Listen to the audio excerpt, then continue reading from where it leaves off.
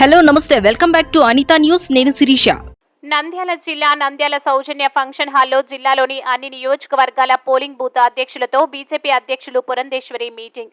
BJP అధ్యక్షురాలు Purandeswari comments. Ayodhya Rama మందిరం దశాబ్దాల కల రేపు సాకారం కావడం ఆనందంగా ఉంది.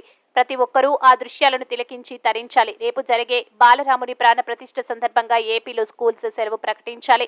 తిరుపతి ఎన్నికల్లో అవకతవకలు పాల్పడినట్లు తేలింది. నకిలీ ఓట్లకు పాల్పడిన నాయకులపై చీఫ్ ఎలక్షన్ కమిటీ చర్యలు తీసుకోవాలి. ఓట్లతో సంబంధం లేకుండా జిల్లాలో కోట్ల రూపాయలతో బీజేపీ అభివృద్ధి పనులు చేపట్టింది.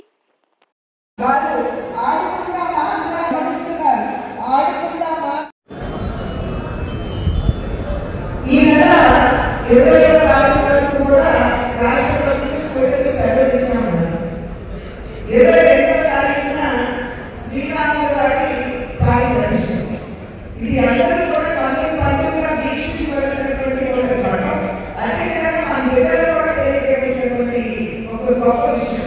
కానీ ఆ రోజు భారతదేశంలో ఉన్నటువంటి చాలా రాష్ట్రాలు వాళ్ళ సెలవు ప్రకటించారు. కానీ మన రాష్ట్రంలో సెలవు ప్రకటించకపోవడం అనేది చాలా శోచనీయం.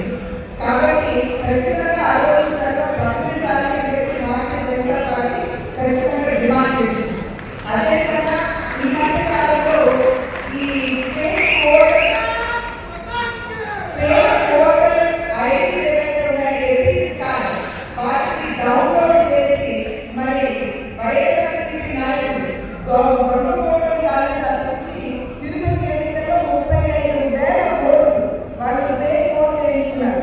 దాని మీద Bharatiya Janata party chief election కమిషనర్కి మరి ఫిర్యాదు చేసినటువంటి నేపథ్యంలో వాళ్ళు వెంటనే దాని మీద ఇన్వెస్టిగేషన్ చేసి దోషమైనటువంటి అధికారులు ఎవరైతే ఉన్నాయో ఈ విషయాన్ని కూడా మీరందరూ చూశారు. మరి వారి చర్యలు తీసుకున్నందుకు వారికి ధన్యవాదాలు తెలియజేస్తూ ఇది కేవలం తిరుపతి కాదు, యావత్ ఆంధ్ర రాష్ట్రంలో ఒకసారి గట్టిగా